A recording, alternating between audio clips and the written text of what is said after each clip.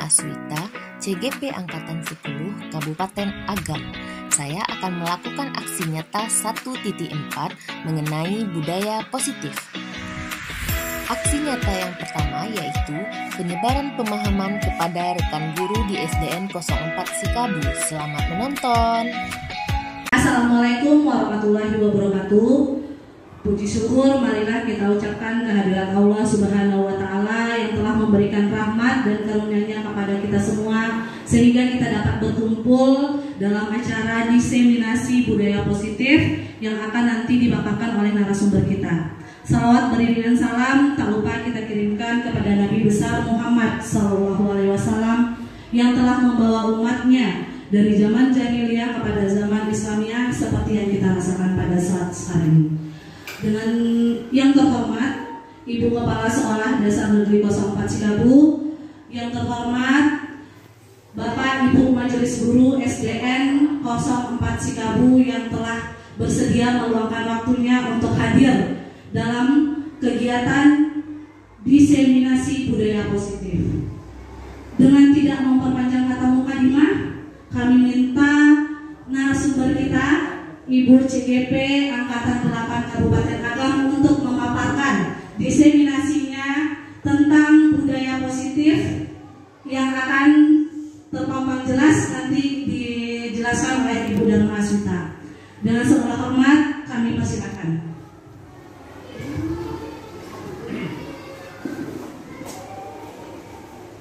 Baiklah, terima kasih kepada Ibu Santina Diani.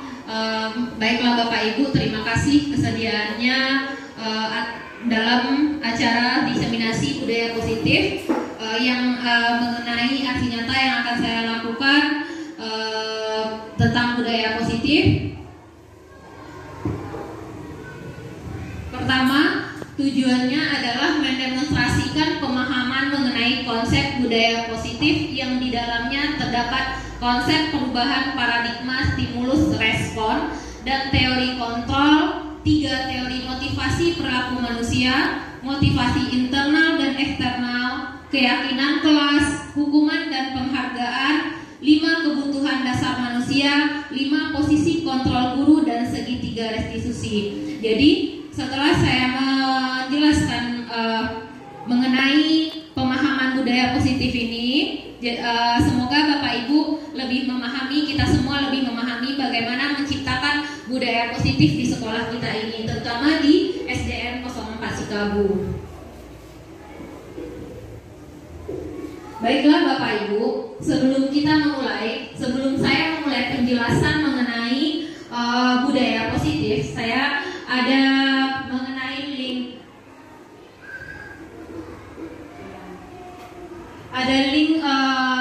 Jamboard. Bapak Ibu, ini linknya bisa Bapak Ibu tuliskan di Chromebooknya masing-masing ya Bapak Ibu. Nanti ada Jamboard yang akan tampil pada Chromebook Bapak Ibu semuanya. Nah, di sana Bapak Ibu bisa menuliskan jawaban dari pertanyaan-pertanyaan yang ada pada Jamboard. Kita merefleksi terlebih dahulu sebelum saya menjelaskan mengenai budaya positif.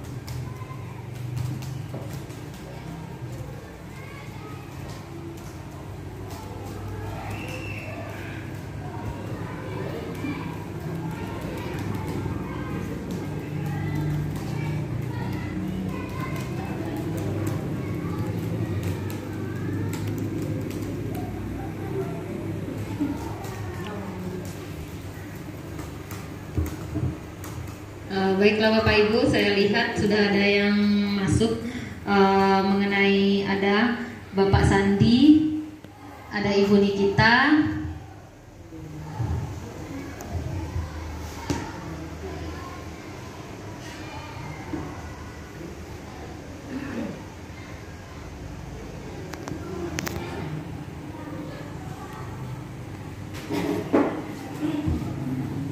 baiklah Bapak Ibu, kita bahas saja ya Bapak Ibu.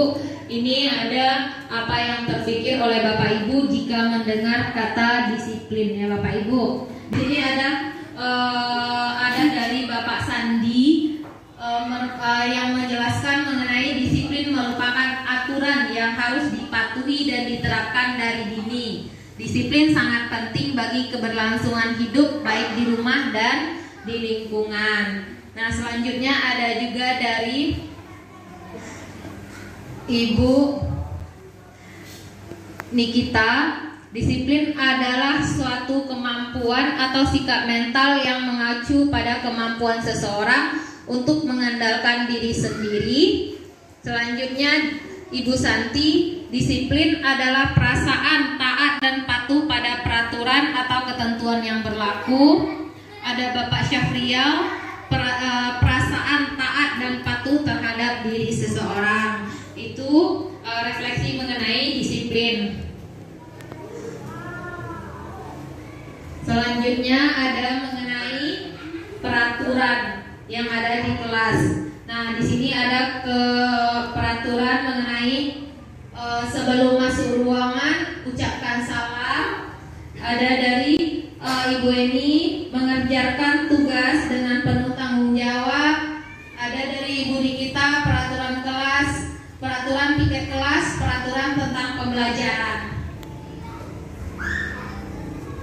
Kita lanjutkan, ada yang nomor 3, bagaimana cara Bapak Ibu membuat peraturan kelas. Di sini dengan membuat kesepakatan bersama.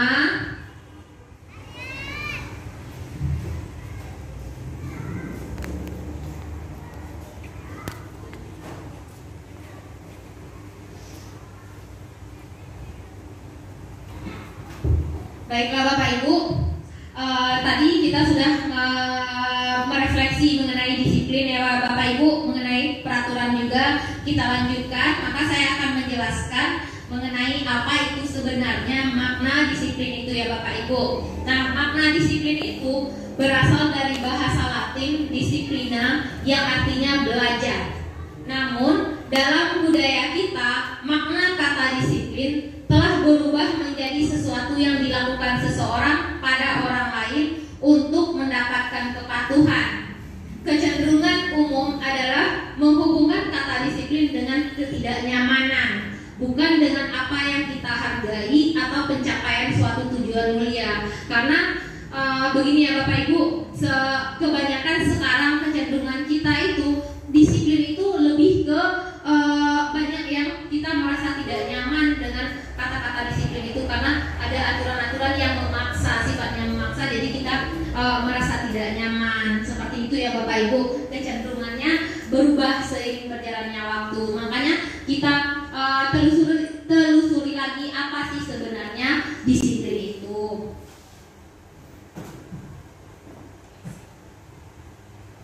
Nah, di sini yang akan kita bahas mengenai apa tujuan disiplin positif. Nah, di sana tujuan positif adalah menanamkan motivasi pada murid untuk menjadi orang yang diinginkan dan menghargai diri sendiri dengan nilai-nilai yang mereka percayai.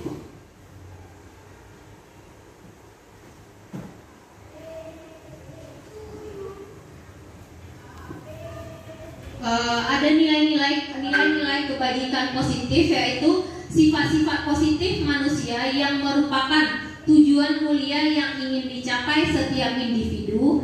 Nilai-nilai tersebut bersifat universal dan lintas bahasa, suku, bangsa, agama maupun latar belakang. Nah, nilai-nilai ini dalam pembelajaran kita lebih tujuan pendidikan kita yang dinamakan dengan profil pelajar Pancasila yang telah kita lakukan, yang telah kita capai selama ini, yang kita usahakan untuk mencapainya agar anak didik kita memiliki profil pelajar Pancasila ini ya Bapak Ibu. Nah ini selanjutnya kita masuk mengenai perubahan paradigma stimulus respon teori kontrol. Nah di sini perubahan paradigma stimulus respon teori kontrol atau teori pilihan. Nah di sini siapa sesungguhnya yang memiliki kontrol? Nah untuk stimulus respon yaitu kita mencoba mengubah orang agar berpandangan sama dengan kita. Sedangkan untuk teori pilihannya adalah kita berusaha memahami pandangan orang lain tentang dunia. Itu perbedaannya ya Bapak Ibu. Yang selanjutnya nomor 2, pada stimulus respon, perilaku buruk dilihat sebagai suatu kesalahan. Sedangkan perbedaannya yaitu semua perilaku memiliki tujuan. Itu perbedaan stimulus respon dengan teori kontrol yang nomor 2. Lanjut yang ketiga, orang lain bisa mengontrol saya. Sedangkan pada teori kontrol atau pilihan adalah hanya Anda yang bisa mengontrol diri Anda. Selanjutnya saya bisa mengontrol orang lain, tapi pada teori pilihannya Anda tidak bisa mengontrol orang lain. Selanjutnya pemaksaan ada pada saat wujudan gagal, yaitu perbedaannya pada teori pilihan kolaborasi dan konsensus menciptakan pilihan-pilihan baru. Selanjutnya model berpikir menang atau kalah. Model berpikir bedanya yaitu model berpikir menang dan menang.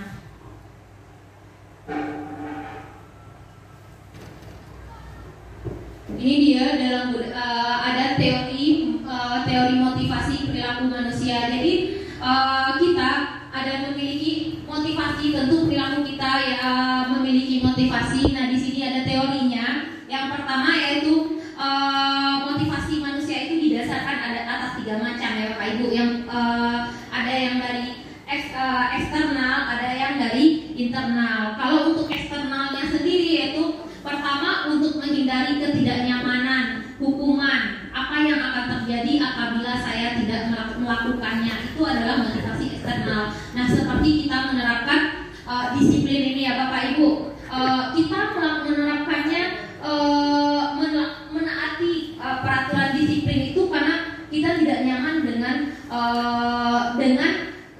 hukumannya, maka itu motivasi perilaku manusia untuk melaksanakannya. Selanjutnya ada yang kedua untuk mendapatkan imbalan dari orang lain atau institusi. Apa yang akan saya dapatkan apabila saya melakukannya? Itu juga termasuk teori motivasi. Ada yang itu adalah teori motivasi yang ketiga adalah untuk menghargai diri sendiri. Saya akan menjadi orang seperti apa bila saya melakukannya. Ini merupakan motivasi internal, tujuan disiplin positif. Nah ini yang akan kita capai ya Bapak Ibu, maupun akan kita terapkan pada anak didik kita, yaitu teori disiplin positif, motivasi internal yang ada pada diri anak-anak didik kita. Nah di mana anak-anak didik kita dapat menghargai diri sendiri, dapat dia memahami bahwa apa yang akan saya lakukan, apa yang saya ingin menjadi orang seperti apa. Jadi lebih ke dia ingin menghargai dirinya sendiri, bukan berasal disiplin yang mereka lakukan bukan berasal dari orang lain ataupun dari pengaruh hal lain atau takut karena hukuman ataupun dengan penghargaan yang diinginkannya. Nah selanjutnya motivasi intrinsik. Nah motivasi intrinsik berasal dari dalam diri murid dan atas kesadaran diri sendiri yang berdampak jangka panjang dan tidak terpengaruh dengan hukuman atau penghargaan. Di sini murid akan tetap berperilaku baik karena mereka menjunjung tinggi nilai-nilai kebajikan. Nah ini yang mau kita capai, yang bisa kita laksanakan pada anak didik kita ya Pak Ibu. Kita mau anak didik kita bisa ya Pak Ibu berasal, motivasinya itu berasal motivasi intrinsik berasal dari dalam dirinya sendiri, yang dimana dia dapat berperilaku baik karena menjunjung nilai-nilai kebajikan.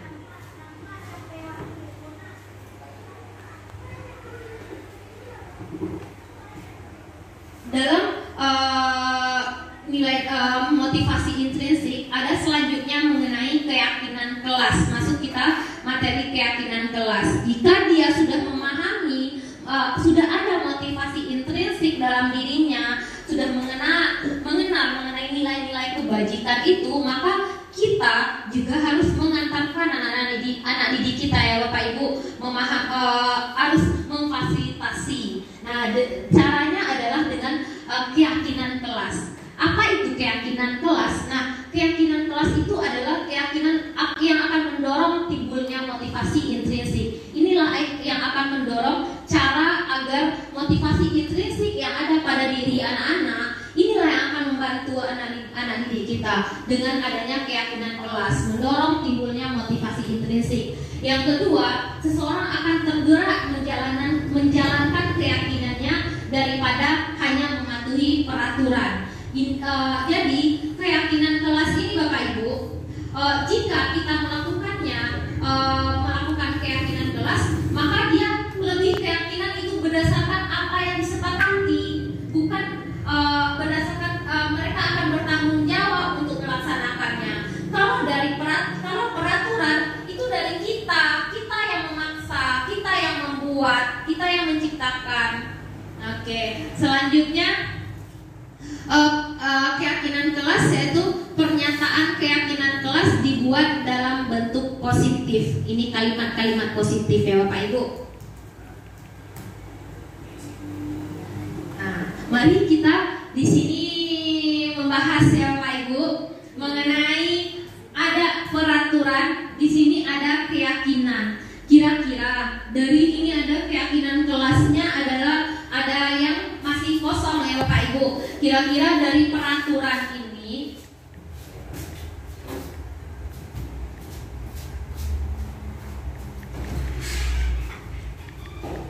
oke, kita lanjutkan Bapak Ibu.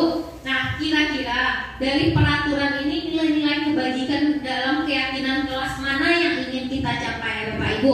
Yang pertama, selalu mengembalikan buku ke tempatnya. Itu nilai kebajikan pada keyakinan kelasnya apa ya Bapak Ibu? Kalau kita selalu mengembalikan buku ke tempatnya, disiplin, tanggung jawab juga bisa ya Bapak Ibu? Iya, tanggung jawab ya Pak?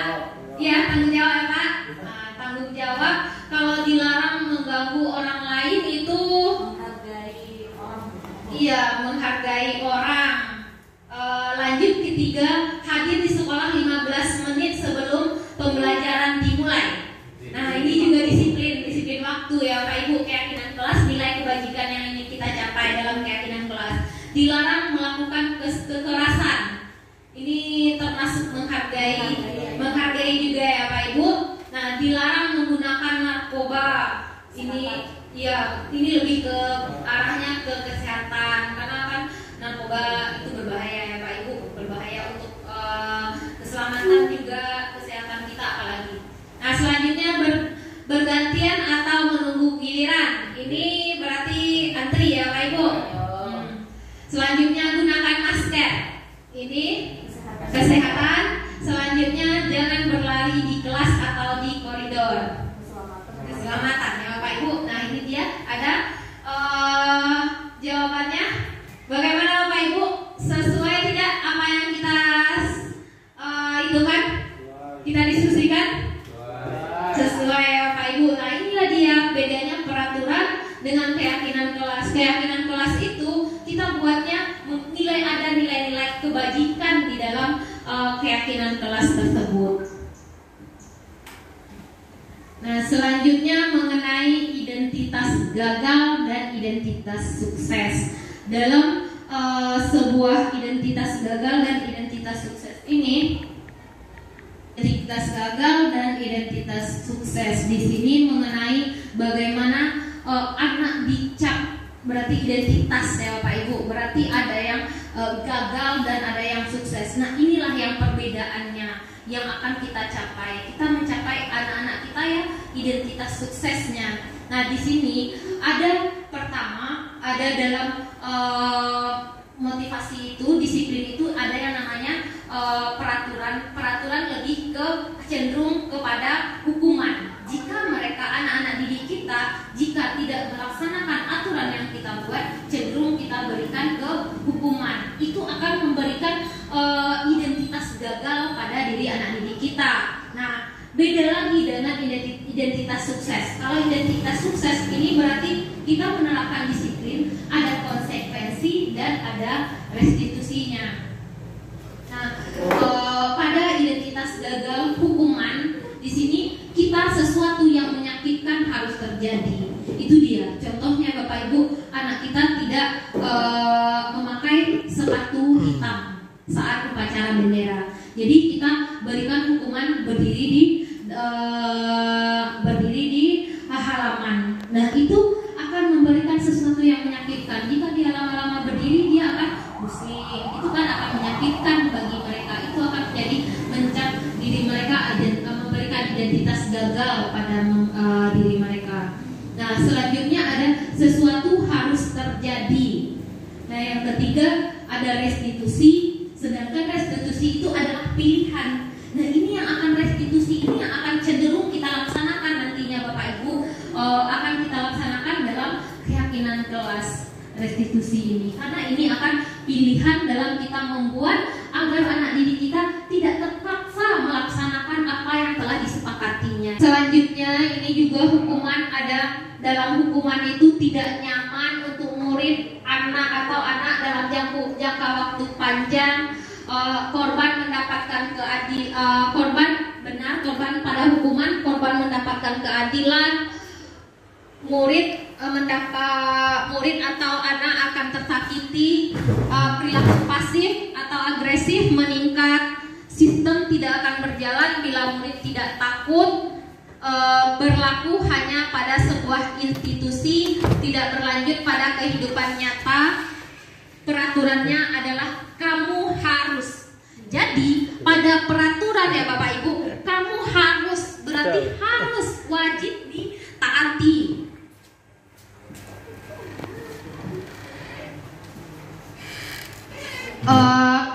Murid akan membenci peraturan. Dia melabel, murid itu tidak menyukainya, murid merasa kesal, dan ada kata-kata yang kamu harus melaksanakannya. Itu dia ya Bapak Ibu. Beda lagi dengan konsep dalam positif disiplinnya, yaitu identitas sukses konsekuensi. Kalau konsekuensi ini bersifat netral ya Bapak Ibu.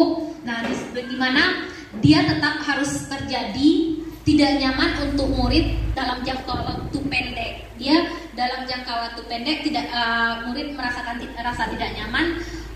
Selanjutnya korban bisa diabaikan, murid atau anak dibuat tidak nyaman.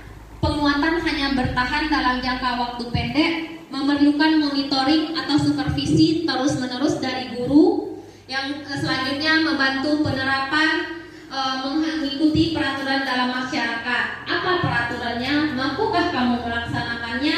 Terima kasih. Lanjut kita ke restitusi. Restitusi itu merupakan pilihan, yaitu yang kedua menguatkan untuk murid atau anak dalam jangka waktu panjang. Korban mendapatkan ganti, murid atau anak mendapatkan penguatan, masalah terpecahkan. Murid terus belajar bertanggung jawab, fokus pada pemecahan masalah dan dalam jangka waktu panjang. Nah, apa yang kamu yakini, apa yang bisa kamu lakukan untuk memperbaiki masalah? Murid atau anak menghormati dirinya dan orang lain. Ini yang positif ya Bapak Ibu. Jadi dengan kita menerapkan restitusi, ini disiplin positif akan terlaksana ya Bapak Ibu. Di mana di sini kita tidak hanya memberikan kepada siswa kita anak Bapak Ibu, pada restitusi ini kita memberikan saling berbagi dengan anak-anak ya Ibu, tidak mencap anak-anak kita. Anak-anak kita tidak salah, tidak ada yang salah. Jadi kita memberikan kebebasan kepada anak kita untuk meyakini, untuk menemukan solusi pada diri anak kita. Selanjutnya kita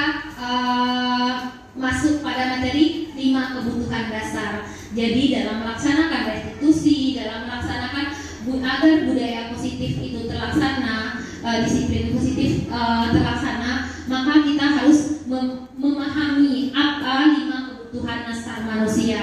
Nah, yang pertama ada kebutuhan untuk bertahan hidup, kesenangan, kebebasan, penguasaan, cinta, dan kasih sayang. Nah, di mana yang pertama kebutuhan bertahan hidup, yaitu kebutuhan bertahan untuk kebutuhan yang bersifat untuk bertahan hidup, misalnya makan, adanya rumah, adanya kesehatan. Tentu jika kita tidak makan, maka kita lama-lama tentu kita tidak akan bisa bertahan hidup. Ini adalah kebutuhan dasar manusia yang paling utama ya Bapak Ibu, bertahan hidup. Selanjutnya yang kedua, pengakuan atas kemampuan atau penguasaan, yaitu kekuatan untuk mencapai sesuatu, menjadi kompeten, terampil, diakui atas prestasi, keterampilan, dan didengarkan. Ini juga termasuk kebutuhan dasar manusia ya Bapak Ibu. Semua manusia kita itu butuh yang namanya diakui, yang pastinya paling kita inginkan pasti diakui keberadaan kita, bahwa kita itu ada. Nah, kita ingin didengarkan, itu merupakan pengakuan ya. Setiap kita manusia membutuhkan pengakuan. Selanjutnya kesenangan, kebutuhan untuk mencari kesenangan, bermain dan tertawa. Tentu kita semua butuh ya Bapak Ibu, senang, butuh Bapak Ibu. Iya, tentu kita butuh senang ya Bapak Ibu. Iya, menghilangkan stres bisa dengan jalan-jalan, dengan menonton TV, iya main game. Nah, bisa juga dengan bercerita dengan teman kita, itu juga kesenangan ya Bapak Ibu. Berbagi ya, bernyanyi, benar. Kita semua manusia itu butuh kesenangan. Itu tidak dapat dipungkiri ya Bapak Ibu. Selanjutnya kebebasan. Nah, ini dia juga kebutuhan akan kemandirian, otonomi, memiliki pilihan dan mengendalikan arah hidup seseorang. Coba jika kita tidak memiliki kebebasan, contohnya saja misal kita apapun kegiatan kita tidak diberikan kebebasan. Misal mau duduk aja tidak boleh, mau makan aja tidak boleh. Kita sudah lapar, waktu makan kita masih lama gitu. Kita tidak diberikan kebebasan seperti itu. Itu kan menyakitkan pada diri manusia. Nah, stres iya, kita akan stres, yaitu jika tidak ada kebebasan. Pasti kita juga ingin memiliki kebebasan untuk diri kita sendiri ya Pak Ibu, mengendalikan diri kita. Selanjutnya cinta dan kasih sayang, yaitu kebutuhan untuk mencintai, dicintai, memiliki hubungan sosial, kebutuhan memberi dan menerima kasih sayang. Ini juga termasuk kebutuhan. Setiap manusia ingin dicintai, mencintai ya Bapak Ibu.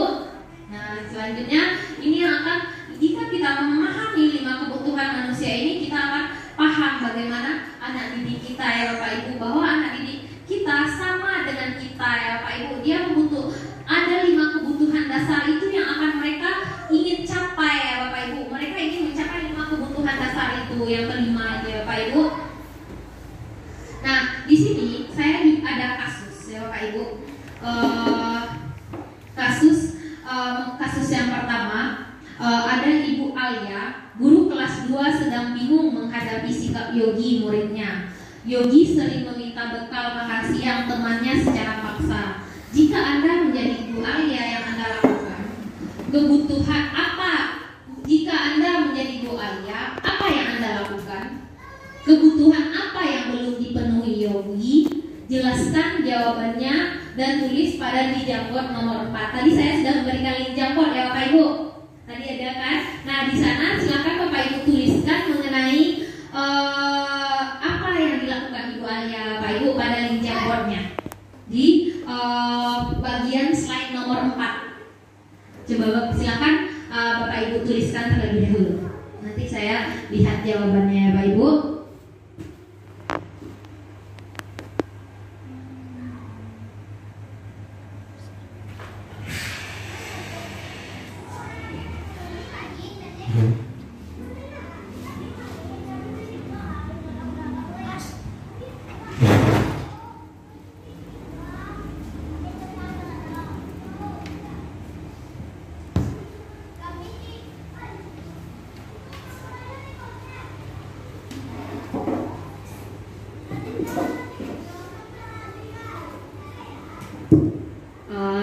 perhatikan sudah ada yang masuk di Jamboard saya mengenai kasus ini. Nanti saya minta kepada Bapak Ibu untuk membacakannya ya Pak Ibu mengenai ini.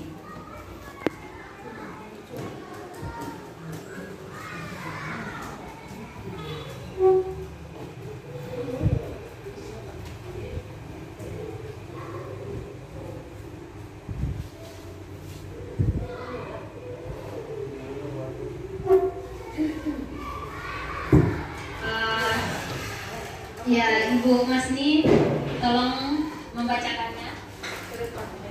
Lanjut di sana.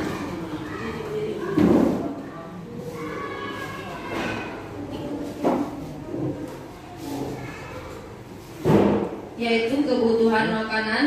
Dua lah, apa dua? Dengan memberikan nasihat yang positif. Setelah itu mengamati, mendengarkan, memberi pengertian,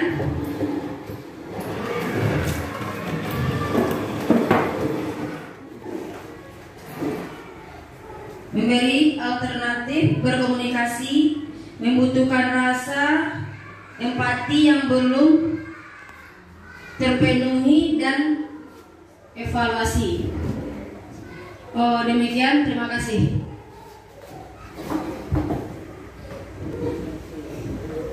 Baiklah, terima kasih kepada Ibu Masni yang telah menjelaskan mengenai kasus jika Ibu masih menjadi Ibu Alia. Nah, jadi kata Ibu Masni bahwa kebutuhan karena dia merebut bekal makan siang temannya, berarti dia merasa lapar ya Bapak Ibu. Berarti kebutuhan akan makanan, berarti kebutuhan bertahan hidup ya Bapak Ibu. Nah, tentu yang akan dilakukan memberikan nasihat, pengertian, alternatif, berkomunikasi, empati dan agar empati yang belum terpenuhi dan melakukan evaluasi. Sesuai sekali ya Pak Ibu jawaban Ibu Masni. Terima kasih kepada Ibu Masni. Nah, saya lanjut.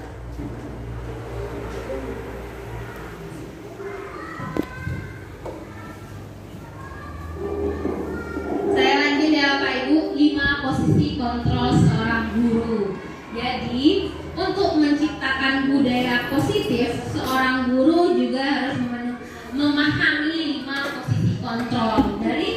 Jadi ada 5 posisi kontrol seorang guru itu ada sebagai penghukum, ada pembuat rasa bersalah, ada sebagai teman, ada sebagai pemantau, dan ada sebagai manajer. Nah, disinilah kita kira-kira di antara 5 posisi kontrol ini manakah yang terbaik untuk kita terapkan? Apakah penghukum, apakah pembuat rasa bersalah, atau sebagai teman, sebagai pemantau, atau sebagai manajer? Nah, saya punya video mengenai posisi kontrol seorang guru sebagai penghukum. Mari kita saksikan ya Bapak Ibu.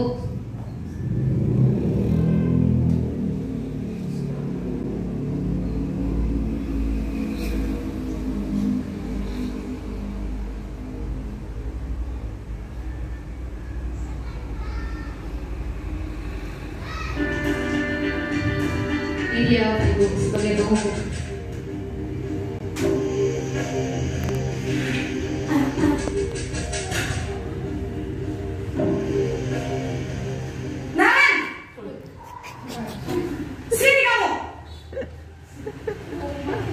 Selamat pagi Bu. Selalu terlambat. Kamu deh pasti terlambat. Maaf Bu, saya. Apa? Apa coba? Alasan kamu apa lagi? Kapan sih kamu tidak terlambat? Malas sekali ya kamu jadi anak. Saya. Dasar pemalas. Gak kapok-kapok sih kamu. Sudah berapa kali terlambat? Sana, kamu keliling lapangan basket 2 kali. Kenapa saya harus keliling lapangan basket Bu? Kenapa? Kamu melawan ibu. Berani-beraninya jawab. Sudah terlambat, masih berani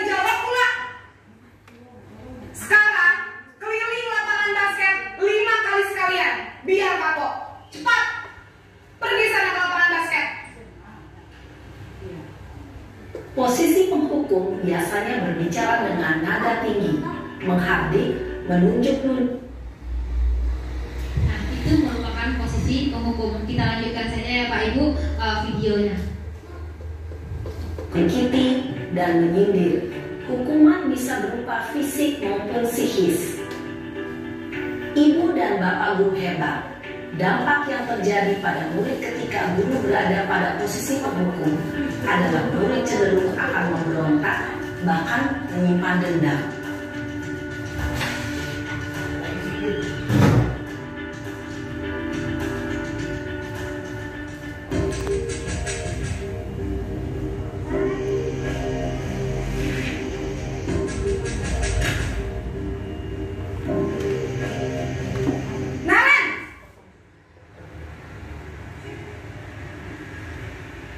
Selamat pagi Bu. Naren, kamu kenapa terlambat lagi, nak? Ya Tuhan, Naren, kamu senang ya bikin ibu susah ya? Kalau kamu terlambat lagi, nanti ibu yang ditegur bapak kepala sekolah, nak. Disangka ibu tidak bisa membina kamu. Duh, gimana ini? Maaf Bu. Duh Gusti, Naren, kamu suka ya kalau ibu ditegur bapak kepala sekolah? Terus, sekarang ibu harus tulis apa ini di buku absen? Ini kamu sudah sering terlambat loh. Ibu harus apa coba? Maaf Bu. Maaf sekali. Ya sudah, lain kali jangan bikin ibu susah lagi ya nak ya. Ibu tidak akan kuat lagi kalau kamu begini terus. Bisa jantungan kalau ibu tegur bapak kepala sekolah. Sana cepat ke kelas. Maaf ya Bu. Maaf sekali.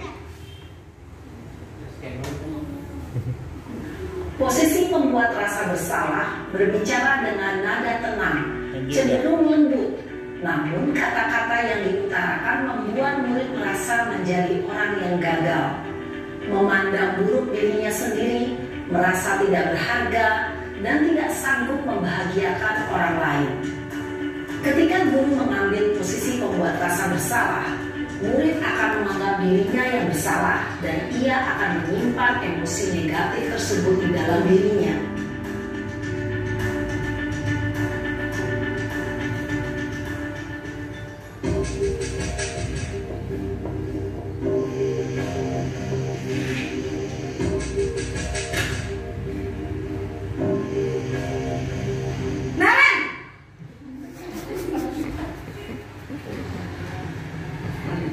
Selamat pagi Bu.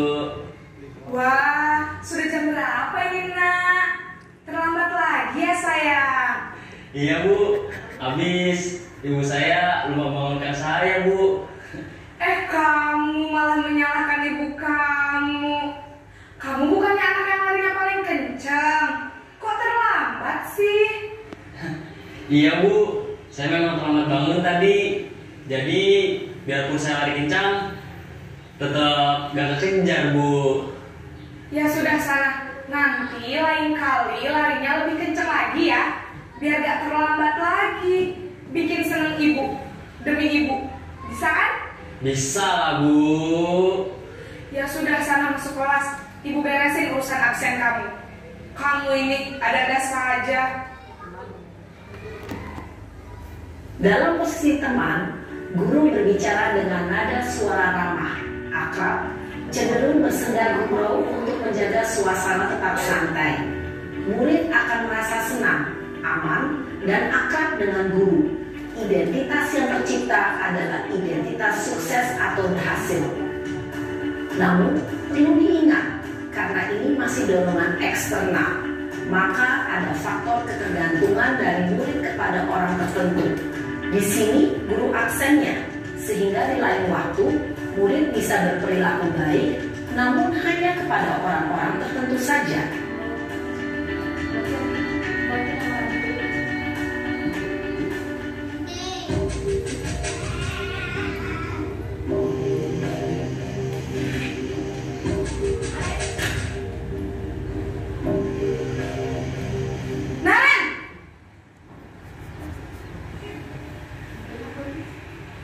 Selamat pagi Bu.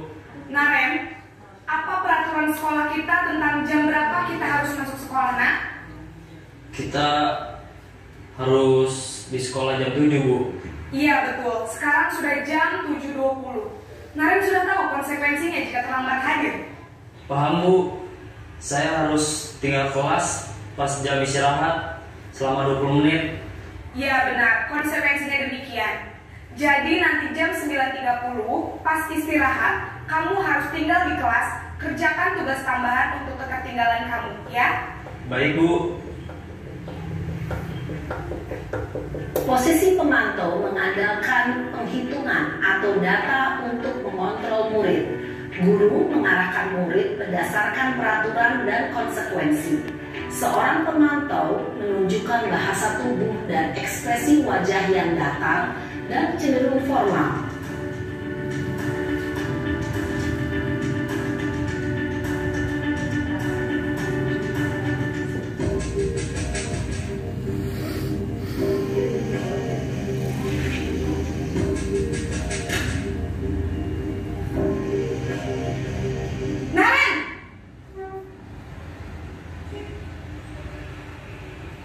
Selamat pagi, Bu.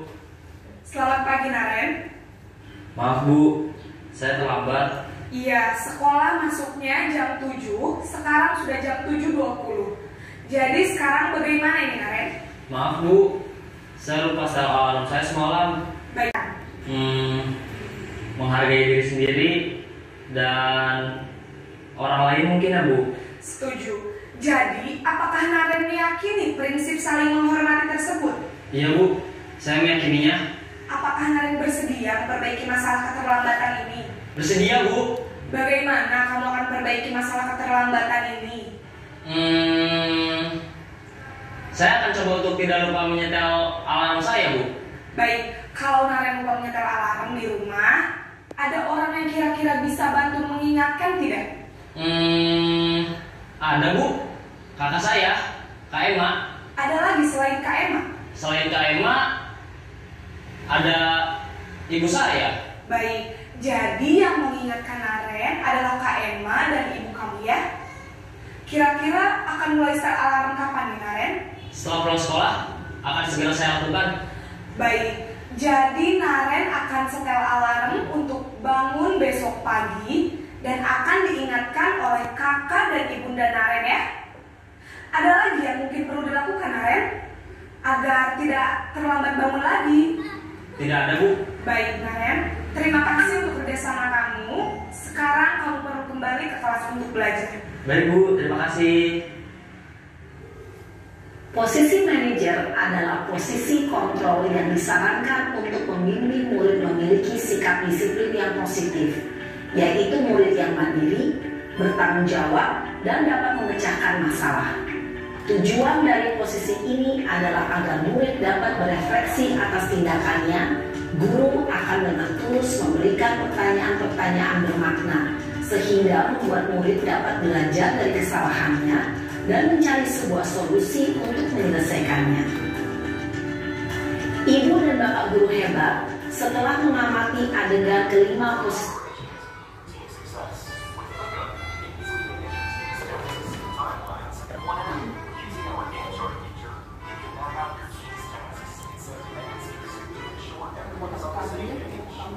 Bahasa Inggris aja.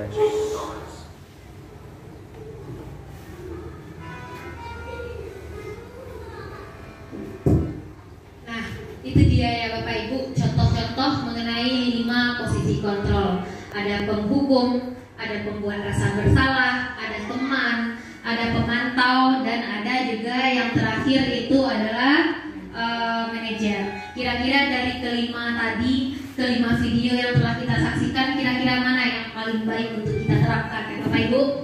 Kita sebagai seorang guru, posisi apa yang paling baik Bapak Ibu?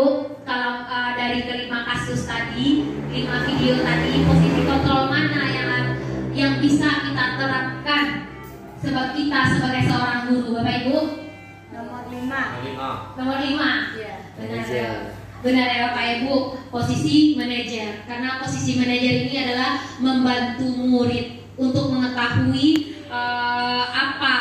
bagaimana solusi yang akan dia lakukan memperbaiki apa yang telah kesalahan-kesalahan yang dilakukannya. Nah, di sini motivasinya bisa kita perhatikan jika kita sebagai guru bersifat melakukan sebagai posisi penghukum, pembuat rasa bersalah, ini adalah akan memberikan identitas gagal pada diri anak-anak kita ya Bapak Ibu, di mana posisi penghukum ini guru berbuat menghardik, menunjuk-nunjuk, menyakiti, menyindir. Nah, untuk sedangkan ya berkata marah-marah, awas ya,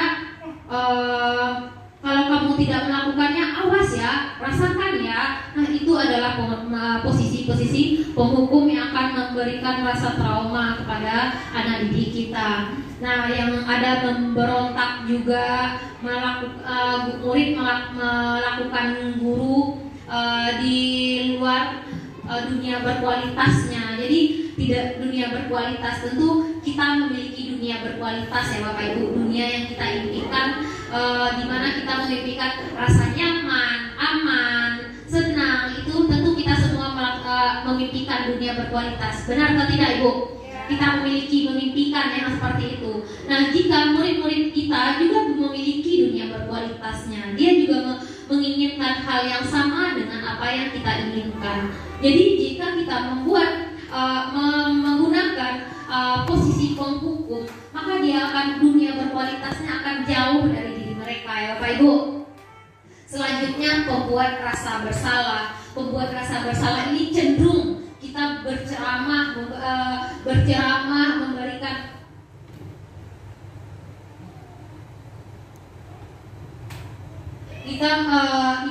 kita sebagai guru berarti memberikan rasa kecewa kita kepada anak didik kita dengan mengatakan, wah, ibu kecewa, seharusnya kamu tidak seperti ini, harusnya kamu begini. Nah, itu akan menimbulkan rasa bersalah pada diri anak-anak didik kita, Ibu. Jika dia rasa bersalah dalam dirinya sudah ada ya Bapak Ibu, dia akan merasa percaya dirinya akan semakin berkurang ya Bapak Ibu, jika kita melakukan di posisi berbuat di posisi pembuat rasa bersalah ini ya Bapak Ibu. Anak didik kita tidak akan punya percaya diri lagi, karena dia udah merasa saya telah gagal memberikan yang terbaik, melakukan yang terbaik, karena posisi kita melakukan posisi tersebut. Selanjutnya, identitas teman. Nah, identitas teman ini ya Bapak Ibu, tentu dia akan memang termasuk bagian identitas sukses, tapi hanya untuk dalam jangka waktunya tidak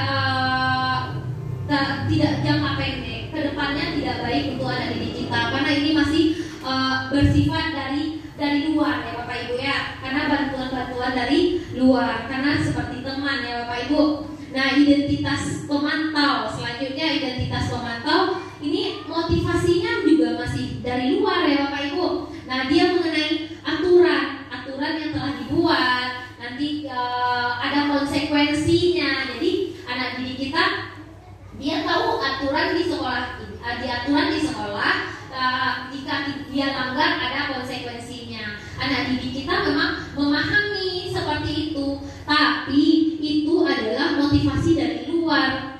Jadi jika dia melaksanakannya, dia hanya melaksanakan, berarti kalau dia tidak dilaksanakan nanti saya begini, saya kena sanksi. Nah, itu motivasi dari luar. Nah, itu yang mengenai pemantau ya Bapak Ibu. Ada peraturan-peraturan, ada anak didik kita menyesuaikan diri terlebih dahulu. Nah, selanjutnya mengenai posisi kontrol yang kelima, manajer. Nah, posisi kontrol yang manajer ini Bapak Ibu, di mana kita ini adalah motivasi yang akan kita gali dari dalam diri peserta didik. Peserta didik akan menghargai dirinya sendiri, di mana kita membantu anak didik kita menggali. Misal anak didik kita berbuat salah, nah adanya keyakinan kelas yang telah kita kesepakati tadi ya Bapak Ibu, kita telah membuat keyakinan kelas. Nah, di sanalah kita masukkan posisi kita sebagai seorang guru. Tadi saya menjelaskan mengenai mengenai keyakinan kelas. Nah, keyakinan kelas itu disepakati oleh anak didik kita. Nah, kita sebagai posisi manajer, di sinilah kita membantu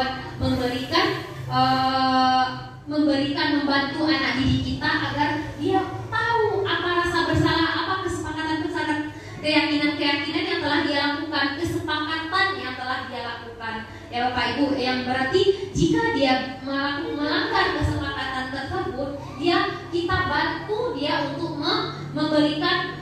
mencari solusi. Berarti ini adalah dia menghargai dirinya sendiri, dia yang dari dirinya sendiri untuk memperbaiki kesalahan, tidak dari orang lain. Nah, disinilah posisi yang paling baik untuk kita lakukan sebagai seorang guru. Jadi menggali potensi anak didik kita berdasarkan dari dirinya sendiri, ya Bapak Ibu. Tidak ada dari dorongan luar. Jika sudah dari dalam dirinya sendiri, tentu akan anak didik kita akan mencapai kesuksesan, ya Bapak Ibu ya. Sama dengan kita kalau melakukannya dari diri kita sendiri, apapun pengaruh dari luar kita akan mengabaikannya. Benar nggak Bapak Ibu? Nah, seperti itu ya Bapak Ibu. Nih ada 2 kasus ya Bapak Ibu. Ini saya juga masih ada 2 kasus lagi. Bisa coba silakan buka link Jamboard tadi ya Bapak Ibu ya. Ada 2 kasus di sana ya Bapak Ibu.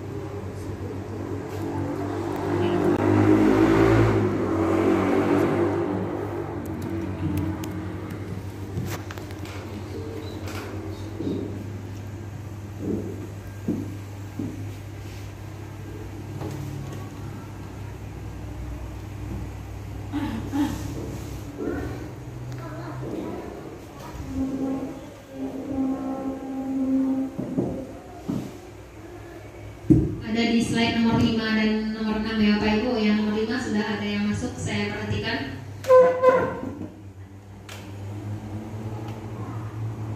Dan juga ada nomor 6 ya Bapak Ibu, ada juga yang sudah membuatnya.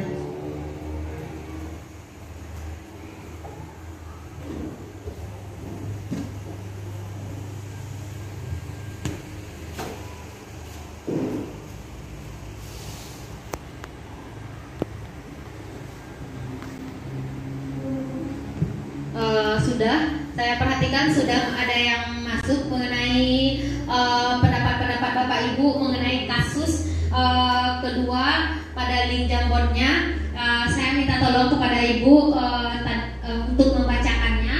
Karena tadi sudah Bapak Ibu-Ibu yang membacakannya, kita gantian ya Bapak Ibu. Sekarang kita gantian Bapak-Bapaknya lagi yang membacakannya.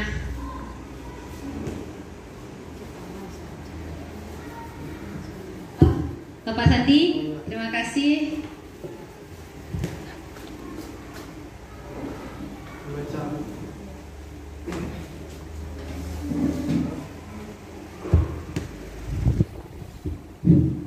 Baik, di sini saya akan membacakan Jamboard yang telah kami buat. Dari soalnya, penghukum atau nada suara tinggi, mata melotot, jari menunjuk-nunjuk, menghardik, terlambat lagi, pasti terlambat lagi, selalu datang terlambat, kapan kamu bisa datang tepat waktu. Nah, pertanyaannya, bagaimana perasaan murid saat guru berbicara seperti itu? Nah, di sini sudah ada beberapa jawaban dari saya dan teman-teman.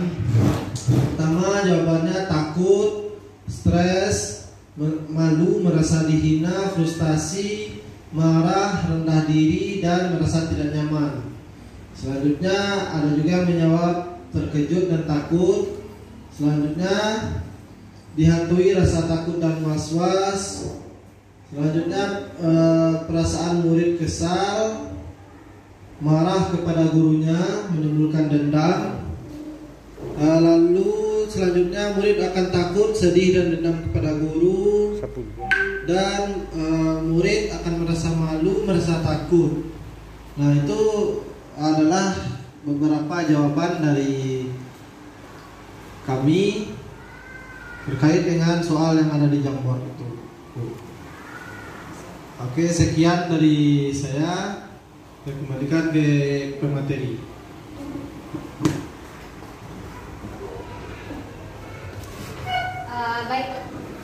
Baiklah, terima kasih kepada Bapak Sandi. Itu dia ya Bapak Ibu. Jika posisi penghukum ini tentu murid akan merasa takut, trauma karena dihardik, ditunjuk-tunjuk, apalagi dengan melotot, dengan mata melotot. Tentu murid siapapun, bahkan saya sendiri jika dihardik dengan mata melotot, ditunjuk, saya pun juga akan merasakan rasa takut, trauma. Itu tidak hanya anak didik kita yang akan merasakannya, kita pun di posisi anak didik juga akan merasakan seperti itu jika kita melaksanakan posisi penghukum ini. Nah, ini ada selanjutnya.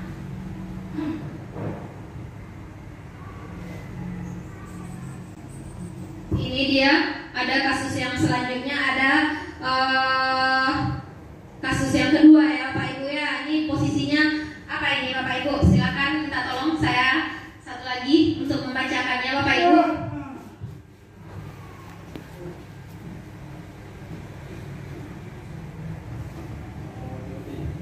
Minta tolong Bapak Ibu untuk membacakan untuk kasus kedua. Kesanti. Terima kasih atas kesempatan yang diberikan. Ada kasus antara guru dan Adi. Kata guru, Adi, apakah kamu mengetahui jam berapa masuk? Kata Adi, tahu Pak, jam 7.15 WIB. Gurunya bilang, ya jadi kamu terlambat. Kira-kira bagaimana cara kamu mengatasi masalah ini? Adi berkata, saya akan datang tepat waktu Pak. Baiklah, saya hargai usahamu untuk memperbaiki diri, kata guru tersebut. Pertanyaannya, posisi kontrol apa yang diperankan guru tersebut dan mengapa? Kalau di sini ada berbagai jawaban. Posisi kontrolnya yaitu guru menerapkan posisi kontrol sebagai manajer, karena guru sebagai fasilitator yang memberikan kesempatan kepada muridnya untuk berpikir mandiri tentang bagaimana cara Adi itu menyelesaikan masalah. Selanjutnya juga ada yang mengatakan posisi manajer, karena guru telah memberikan kesempatan pada murid untuk menjelaskan masalahnya dan mencari solusi dari permasalahannya. Mungkin demikian, saya kembalikan kepada moderator.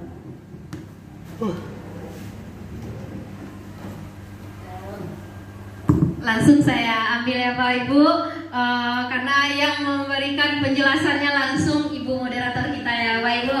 Nah, ya benar sekali. Hampir semua jawaban Bapak Ibu itu adalah posisi kontrol ya Bapak Ibu. Nah, memilih posisi kontrol yang diperankan guru sebagai manajer. Benar sekali ya Bapak Ibu. Di sini tampak terlihat bahwa gurunya memainkan peran sebagai manajer, memberikan kesempatan kepada anak didiknya untuk mengetahui apa kesalahan yang diperbuatnya serta memikirkan solusi untuk memperbaiki dirinya. Nah, selanjutnya kita masuk pada materi selanjutnya Pak Ibu, mengenai segitiga restitusi. Jadi Bapak Ibu, dalam melaksanakan posisi kontrol manajer yang ada yang dinamakan segitiga restitusi ya Bapak Ibu. Kenapa segitiga restitusi? Yaitu agar untuk membantu kita dalam melaksanakan penyelesaian masalah kita sebagai posisi kontrol kita sebagai manajer. Ini untuk membantunya ya Bapak Ibu, dinamakan dengan segitiga restitusi, di mana langkah yang pertama adalah menstabilkan identitas yang kedua validasi kebutuhan, yang ketiga menanyakan keyakinan. Jadi Bapak Ibu, dalam pelaksanaan posisi manajer itu kita melaksanakannya ya ada sebelum kita memberikan ada langkah-langkah, ketiga langkah ini yang akan kita laksanakan. Pertama, stabilkan dulu identitas peserta didik kita. Saat dia melakukan kesalahan, stabilkan. Karena kata-katanya itu setiap orang pasti pernah melakukan kesalahan. Nah, kamu bukan satu-satunya yang pernah melakukan kesalahan. Ini merupakan tahap menstabilkan identitas pada segitiga restitusi. Nah, yang kedua, validasi kebutuhan. Kamu tentu punya alasan mengapa melakukan itu. Adakah cara yang lebih efektif untuk mendapatkan apa yang kamu butuhkan? Nah, ini dia adalah langkah yang kedua dari segitiga restitusi yang dinamakan validasi kebutuhan. Di sana kita langkah-langkah kita terapkan ya Bapak Ibu. Nah, yang terakhir menanyakan keyakinan. Jadi kita tanyakan nilai-nilai apa yang telah kita sepakati. Kamu ingin menjadi orang yang seperti apa? Nah, di sini kan kita sudah membuat Bapak Ibu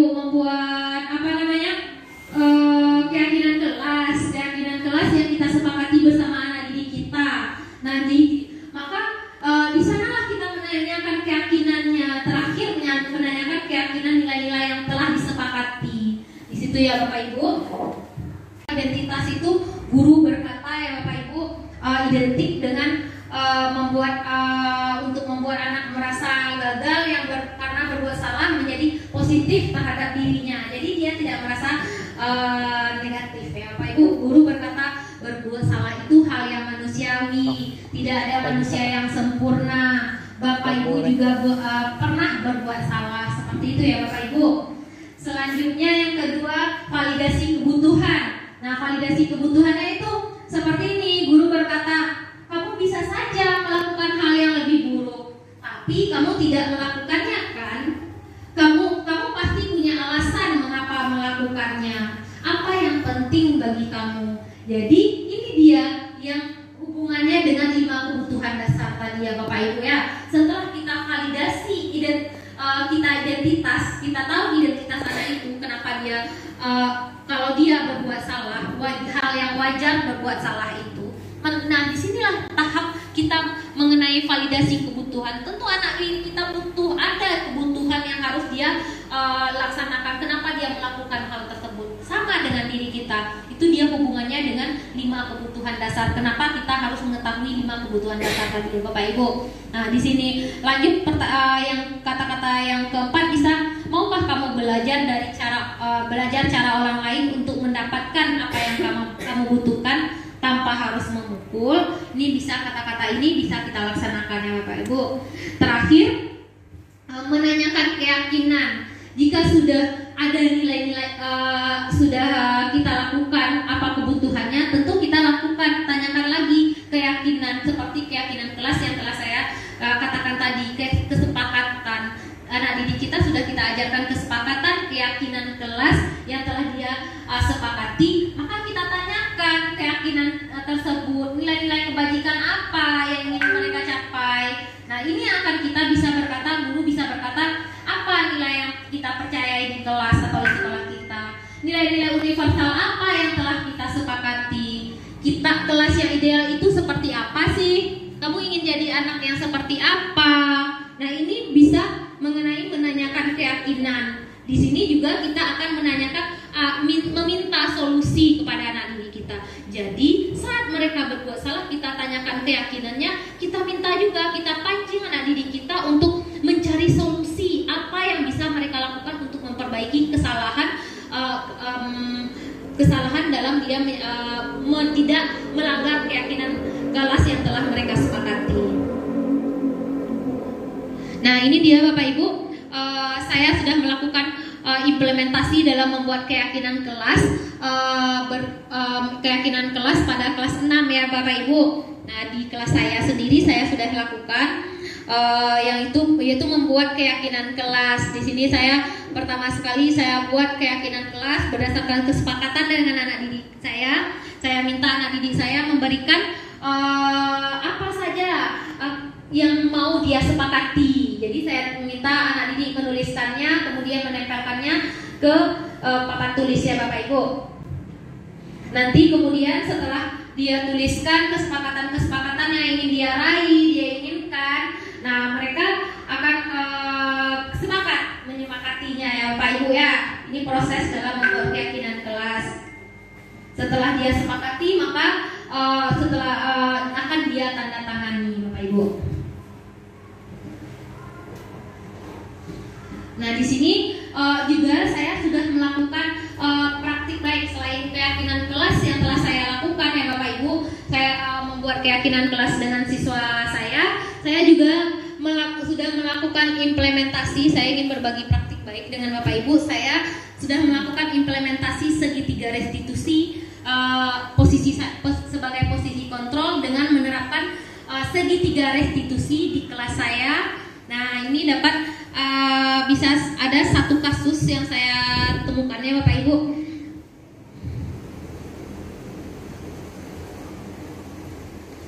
Kasus di mana kasusnya siswa saya datang terlambat, dia diantar ayahnya sampai ke pintu kelas. Setiba di kelas dia menangis. Nah saya tanyakan apa yang terjadi. Bisa Bapak Ibu tonton videonya. Sini videonya saya tampilkan. Kasih yang tidak.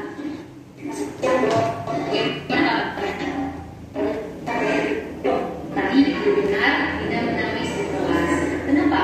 Bagaimana kejadiannya? Ya Bu, tadi saya ke sekolah dan saya malu sampai saya menangis Bu. Wajarlah tidak menangis. Ibu jika berada di posisi dia juga akan merasakan hal yang sama. Kira-kira kenapa hal itu bisa terjadi? Saya kasih main HP saya malam. Bermain HP hingga larut malam itu bagus atau tidak? Ya Bu. Keyakinan kelas mana yang dijalankan? Saya menangis di sekolah sampai saya menangis. Masih yang tidak. Siang Bu. Bagaimana kabarnya? Alhamdulillah baik Bu. Tadi ibu dengar Dinda menangis di kelas. Kenapa? Bagaimana kejadiannya? Ya Bu, tadi saya ke sekolah dan saya malu sampai saya menangis Bu. Wajarlah Dinda menangis. Ibu jika berada di posisi Dinda juga akan merasakan hal yang sama. Kira-kira kenapa hal itu bisa terjadi? Saya kasih main HP saya malam. Bermain HP hingga larut malam itu bagus atau tidak? Ya Bu. Keyakinan kelas mana yang dijalankan? Saya menangis di sekolah sampai saya menangis Bu. Disiplin sekolah itu penting atau tidak? Nah sekarang apakah Dinda bersedia untuk memperbaikinya? Ya Bu. Coba sekarang Dinda pikirkan solusi yang tepat agar Dinda dapat disiplin sekolah lagi. Tidak HP, disiplin waktu, benar Tepat sekali. Solusi yang Dinda berikan sudah tepat. Semoga kedepannya Dinda dapat menaati keyakinan kelas yang sudah disepakati. Terima kasih. Silakan kembali ke kelas. Terima kasih Bu.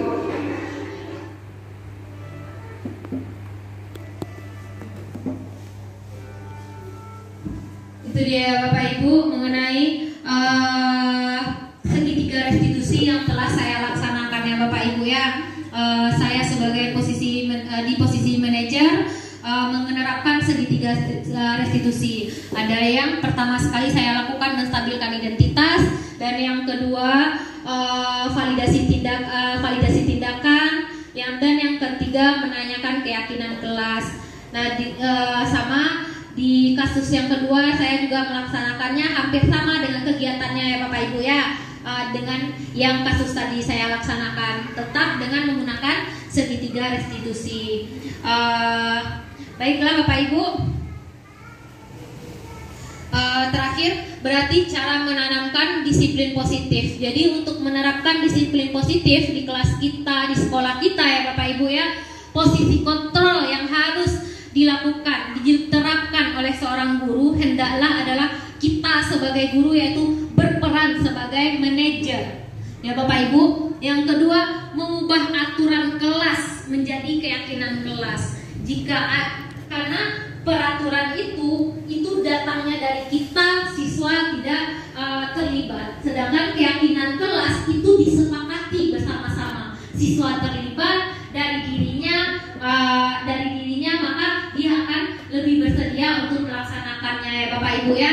Nah, yang ketiga, terapkan segitiga restitusi jika ada murid yang melanggar keyakinan kelas atau sekolah. Nah, itu dia. Semoga ya Bapak Ibu ya, kita dapat menerapkan disiplin positif yang ada di sekolah kita. Semoga disiplin positif ini dapat terterapkan oleh kita semua ya Bapak Ibu ya. Baiklah, saya ada pantun, buah mangga, buahku ini dijual orang di pasar raya. Sekian presentasi hari ini, semoga bermanfaat bagi kita semua. Terima kasih Bapak Ibu, terima kasih atas perhatiannya. Assalamualaikum warahmatullahi wabarakatuh. Waalaikumsalam.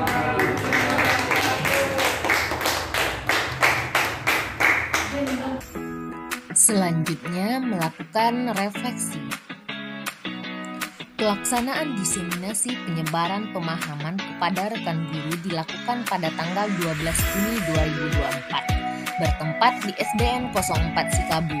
Terdapat 8 orang guru yang mengikuti kegiatan diseminasi ini. Pelaksanaan diseminasi berjalan lancar. Guru yang mengikuti tampak bersemangat dan turut andil dalam diskusi. Yang kedua, penerapan pemahaman pada siswa dengan pembentukan keyakinan kelas. Selamat menonton. Assalamualaikum warahmatullahi wabarakatuh.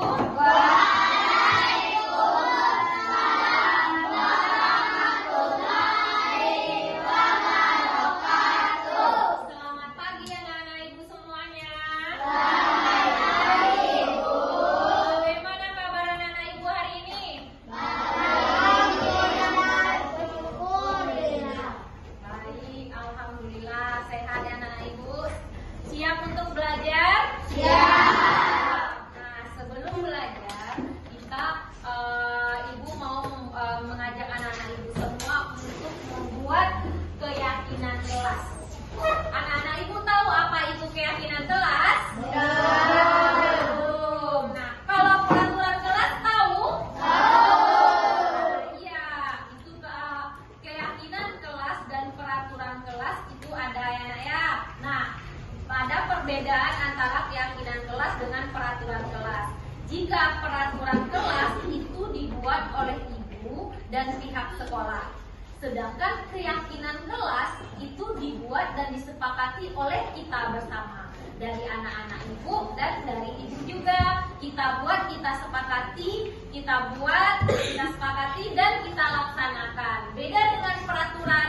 Kalau peraturan itu dibuat oleh guru ataupun sekolah, kemudian anak-anak ibu melaksanakannya, wajib melaksanakannya. Jika tidak dilaksanakan, maka akan dapat hukuman.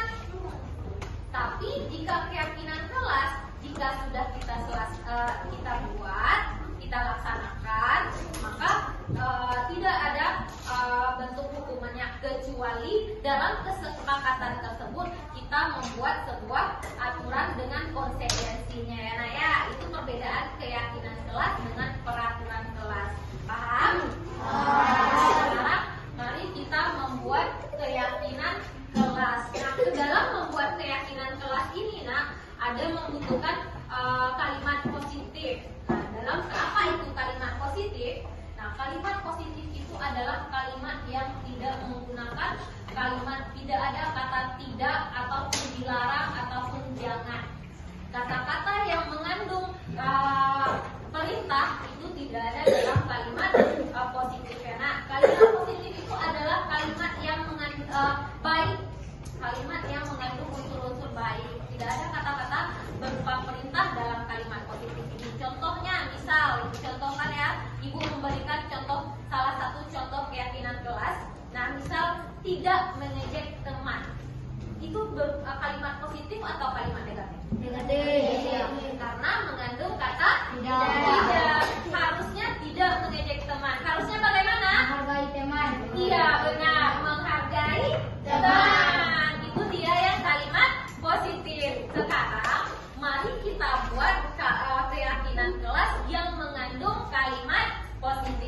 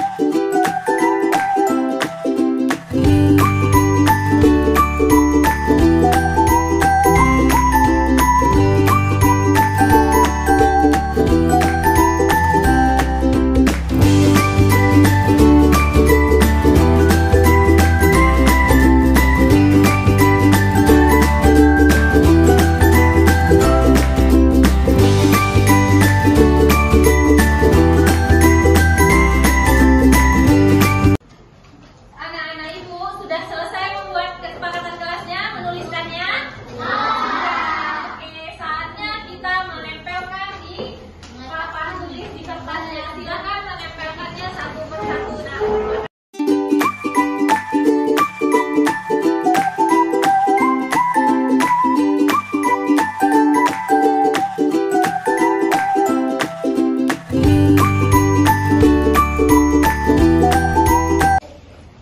baiklah anak-anak ibu sudah menuliskan dan menempelkan keyakinan kelas yang telah ibu anak-anak ibu usulkan di kertas ini. Sekarang saatnya proses seleksi ya nak ya.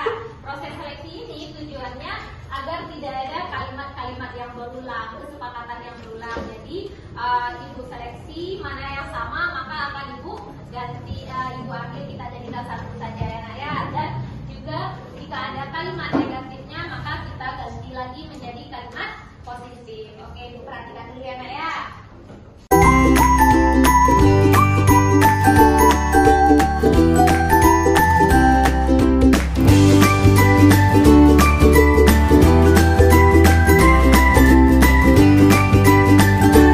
Baiklah anak-anak ibu semuanya, keyakinan kelas yang sudah anak-anak ibu buat sudah ibu seleksi, kalimatnya sudah tidak ada yang sama dan tidak ada juga yang kalimat negatifnya lagi. Nah, maka kita dapati keyakinan kelas kita semuanya ada 13. Maka anak-anak ibu setuju untuk menyepakati keyakinan kelas dan menaati keyakinan kelas yang telah kita buat. Bagaimana anak-anak ibu? Setuju. Nah, jika anak-anak ibu setuju, maka kita akan buat proses tanda tangannya ya nak ya. Kita tanda tangani kesepakatan yang telah kita buat, maka akan kita taati sampai ke depannya, sampai 1 tahun ke depan. Paham? Setuju? Setuju. Oke, mari kita tanda tangani kesepakatan kelas kita. Silahkan maju satu persatu ke depan, satu persatu ya nak ya.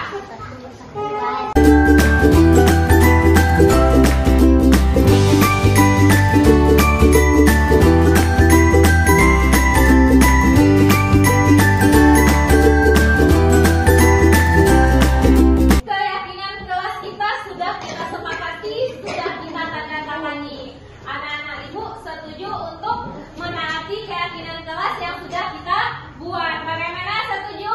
Setuju. Semangat untuk kita semuanya. Semangat! Semangat! Oke, terima kasih anak-anak ibu semuanya. Refleksi pembuatan keyakinan kelas. Pembuatan keyakinan kelas bersama dengan siswa kelas 6. Siswa-siswa sangat antusias dalam membuat keyakinan kelas.